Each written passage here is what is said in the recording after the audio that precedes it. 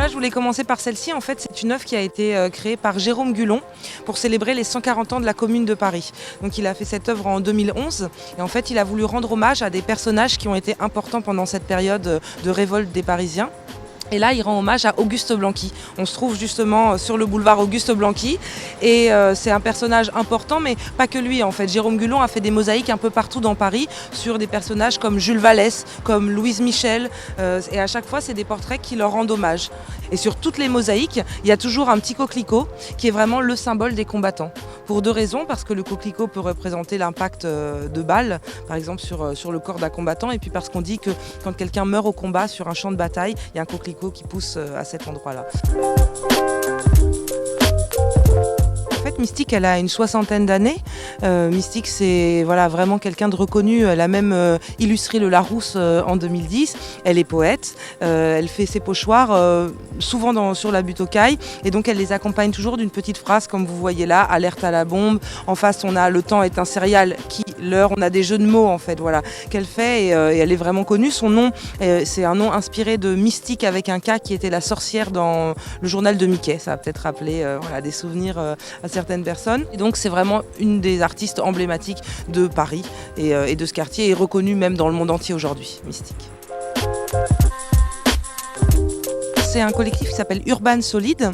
Donc là, dans cette rue des 5 Diamants, on a vu pas mal d'artistes parisiens, mais effectivement, eux, en fait, sont italiens.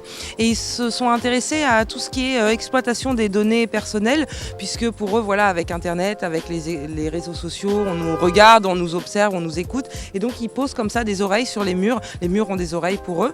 Et sauf que là, on voit qu'une autre artiste, donc elle qui est parisienne, qui s'appelle Intra la rue, on voit qu'elle a interagi avec eux, elle a posé un de ses seins. En fait, c'est une artiste qui moule ses seins, simplement pour faire sourire et puis pour peut-être parler un petit peu de tabous liés à la nudité féminine. Voilà, et donc elle pose des seins un petit peu partout en France, en Europe, et donc là ils ont interagi ensemble. C'est un street artist qui s'appelle Buzz the Drip et donc qui s'inspire du dripping, qui est la technique où en fait on jette comme ça de la peinture, et donc avec les dessins qui apparaissent un petit peu au hasard, lui il retrace des lignes et laisse apparaître un dessin plus concret, et là en l'occurrence un danseur de breakdance. Et il utilise la technique du collage, qui est une technique qui est très rapide, qui permet de poser beaucoup plus rapidement dans les rues que le pochoir, voilà, ou à la bombe, et qui permet aussi, si jamais on est arrêté par la police en train de poser, on a juste à décoller l'œuvre, c'est très rapide et on peut ne pas être inquiété.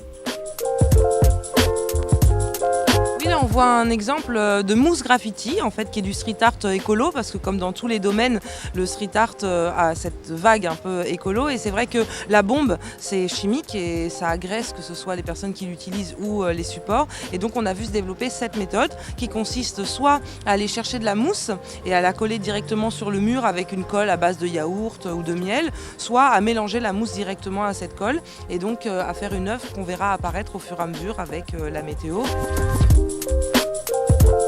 En fait, Space Invader, il s'est inspiré d'un jeu vidéo, et donc comme son nom l'indique, il a envahi le monde. Aujourd'hui, on peut retrouver ces petits personnages, ces petites mosaïques un petit peu partout. Et il y a même un jeu, il y a une application qui s'appelle Flash Invader, et donc on peut s'amuser avec les gens du monde entier en retrouvant ces petites mosaïques et voilà, en les partageant. Et donc c'est, oui, probablement un des plus connus. Pourtant, on ne connaît pas encore son visage aujourd'hui, mais tout le monde a en tête ces mosaïques, ces personnages. C'est vraiment, ouais, un artiste majeur.